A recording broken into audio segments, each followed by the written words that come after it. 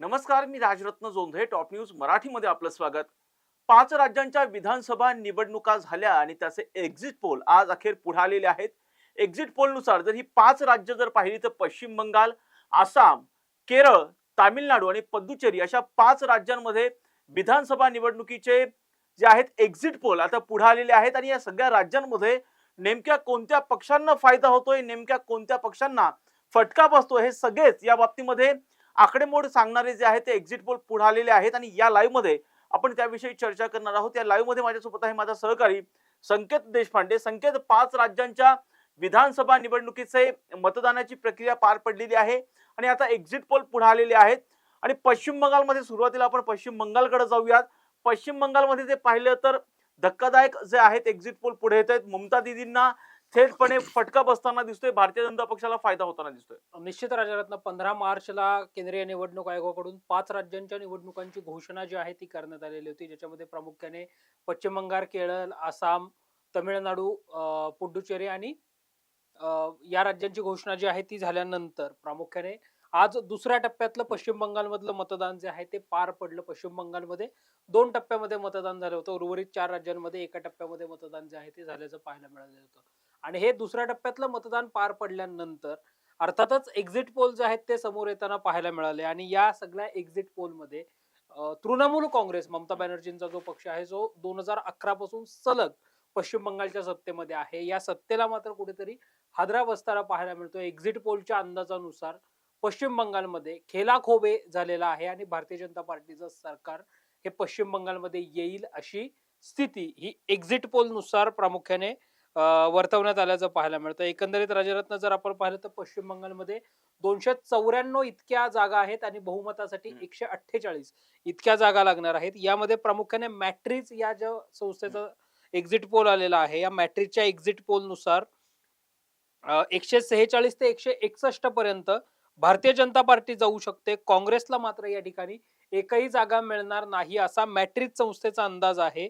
काँग्रेस ते राजरत्न या ठिकाणी 294च्या 294 जागा या स्वबळावर लढवलेल्या होत्या. मात्र काँग्रेस इथे चमकदार कामगिरी जी आहे ती करू शकली नाही, असंच मॅट्रिकच्या एक्झिट पोल नुसार म्हणजे पाहायला पश्चिम मिळतंय. बंगालमध्ये संकेत भाजप आणि तृणमूल काँग्रेस यांच्यामध्ये निश्चित काट्याची निश्चित टक्कर आणि निश्चितच एक्झिट पोल मध्ये भारतीय जनता पक्ष कुठेतरी तृणमूल काँग्रेसला वरचढ ठरताना दिसतोय. मॅट्रिक्सचा जो एक्झिट पोल आहे त्यानुसार निश्चित आता तृणमूल काँग्रेसच्या बाबतीमध्ये मॅट्रिकचा जो सर्वे आहे, या सर्वेनुसार 125 ते 140 जागा या तृणमूल काँग्रेस जिंकेल असा मॅट्रिक संस्थेचा अंदाज आहे आणि अन्य पक्ष जे आहेत छोटे मोठे पक्ष ते पक्ष मिळून 6 ते 10 जागा जिंकतील असा अंदाज आहे.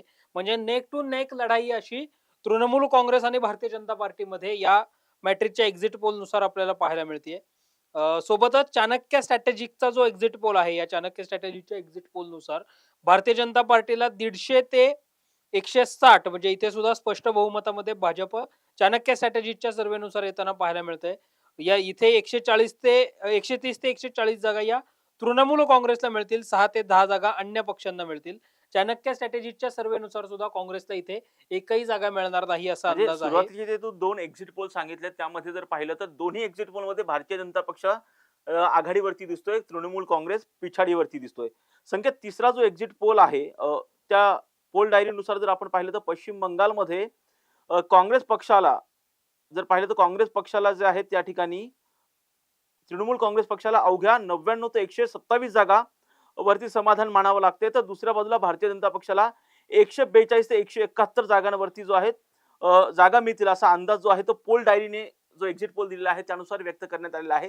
हे तिन्ही जर एक्झिट पोल पाहिले तर संकेत, एकाही एक्झिट पोल मध्ये तृणमूल काँग्रेसला स्पष्ट बहुमत मिळेल अशी आकडेवारी जी आहे ती सांगितली जात नाही. भारतीय जनता पक्षाला या तिन्ही एक्झिट पोल मध्ये भारतीय जनता पक्षाचा आघाडीवरती दिसतोय. निश्चित आणि तिथला शेवटचा जो पी मार्क या संस्थेचा एक्झिट पोल आहे, ज्या एक्झिट पोल नुसार 150 ते 175 जागा या भारतीय जनता पार्टीला मिळतील, एकही जागा काँग्रेसला मिळणार नाही. 118 ते 138 जागा तृणमूल काँग्रेसला मिळतील आणि 2 ते 6 जागा या अन्य पक्षांना मिळतील असा अंदाज आहे. एकंदरीतच सगळे एक्झिट पोल आपण बघितले तर पश्चिम बंगालमध्ये काँग्रेसच्या हाताला काही लोकांनी पसंती दिली नाही असं या एक्झिट पोल नुसार पाहायला मिळतंय. जरी काँग्रेसच्या हाताला एक्झिट पोल मध्ये पसंती दिली नसेल तरी संकेत, केरळमध्ये काही वेगळी चित्र जे आहे ते निश्चित. एक्झिट पोल मधून पुढे येतात, ती कशी आहेत नेमकी?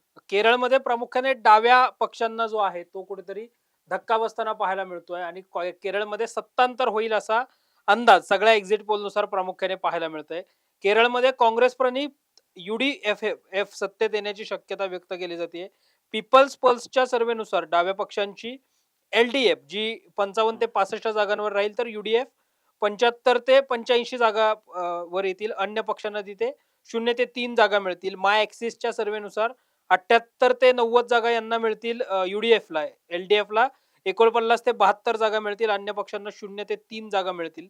मॅट्रिक्सनुसार 60 ते 65 जागा UDFला, LDFला आणि 70 ते 75 जागा UDFला मिळतील असा अंदाज आहे. प्रामुख्याने या एक्झिट पोल नुसार केरळमध्ये काँग्रेस पक्षाची सत्ता येताना जी आहे ती पाहायला मिळेल.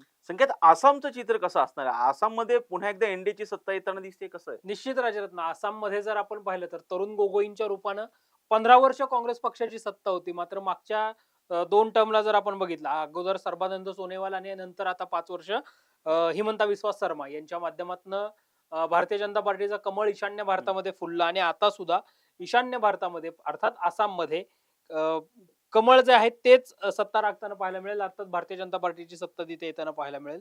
पीपल्स पर्सच्या सर्व्हेनुसार 68 ते 72 जागांवर भाजप विजयी होईल. 22 ते 26 जागांवर काँग्रेस विजयी होईल. तर तृणमूल आणि अपक्षांसह अन्य पक्ष जे आहेत त्यांना 11 ते 15 जागा मिळतील असा अंदाज व्यक्त केला गेलाय. चाणक्यनुसार भारतीय जनता पक्षाला 88 ते 98 जागा मिळतील. काँग्रेसला 22 ते 32 जागा मिळतील, तर अन्य पक्षांना 3 ते 5 जागा मिळतील असा अंदाज आहे. संकेत, ह्या जर पाहिलं तर आणखी एक राज्य आहे, अर्थात 2 राज्य आहेत, त्यापैकी जर एक राज्य जर पाहिलं तर तामिळनाडूच्या बाबतीमध्ये कशा पद्धतीची स्थिती एक्झिट पोल मध्ये सांगण्यात आली आहे? तामिळनाडूमध्ये स्टॅलिनच कुठेतरी पुन्हा सत्ता राखताना आपल्याला पाहायला मिळत आहेत राजरत्न. सगळ्या प्रमुख एक्झिट पोल्स नुसार तामिळनाडूमध्ये विजय थालापती जे सुपरस्टार आहेत त्यांनी सुद्धा आपला पक्ष जो आहे तो सत्तेमध्ये उतरवलेला होता आणि या निवडणुकीच्या रिंगणामध्ये उतरवलेला होता. मात्र द्रुमुक आघाडी जी आहे या द्रुमुक आघाडीचाच विजय होईल असं व्यक्त केलं जात आहे. भाजपला सोबत घेणाऱ्या अण्णा द्रुमुकचा पराभव होण्याची शक्यता ही एक्झिट पोल नुसार व्यक्त केली जाते.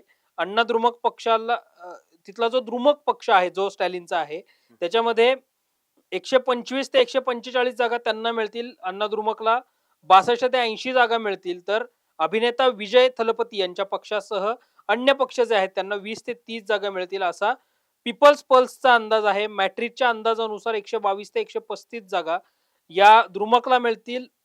अण्णा द्रुमुकला जो आहे त्यांना 87 ते 110 जागा मिळतील, तर अन्य पक्षांना 10 ते 18 जागा मिळतील असा अंदाज आहे. नक्कीच संकेत, जर पाहिलं तर ह्या 5 राज्यांच्या ज्या विधानसभेच्या निवडणुका झालेल्या होत्या, त्यामध्ये जर पाहिलं तर ह्या 5ही राज्यांची जे एक्झिट पोल आहेत ते पुढालेले आहेत. पश्चिम बंगालमध्ये जर पाहिलं तर ममता बॅनर्जी यांना एक्झिट पोल मध्ये फटका बसताना दिसतोय. आसाममध्ये भारतीय जनता पक्षाची सत्ता येताना दिसते. केरळमध्ये पाहिलं तर डाव्यांना फटका बसतोय, काँग्रेस सत्तेमध्ये येताना दिसतोय. तामिळनाडूमध्ये जर पाहिलं तर स्टॅलिन पुन्हा एकदा सत्ता राखताना दिसत आहेत. परंतु आता जर ह्या सगळ्याच राज्यांचे जे एक्झिट पोल सांगितलेले आहेत ते एक्झिट पोल खरं ज्या दिवशी प्रत्यक्ष मतमोजणी होणार आहे, अर्थात 4 मेला जी मतमोजणी होणार आहे, त्या मतमोजणीमध्ये जे एक्झिट पोल सांगितलेले आहेत ते एक्झिट पोल खरंच प्रत्यक्षात उतरतात का, की आणखी काही वेगळं चित्र निकालातून स्पष्ट होतंय, पाहणं महत्त्वाचं असणार आहे. आणि आपण अर्थात 4 तारखेला ह्या संपूर्ण घटनांचे अपडेट देणारच आहोत. यासाठी तुम्ही पाहत राहा टॉप न्यूज मराठी. आपला महाराष्ट्र, आपली बातमी.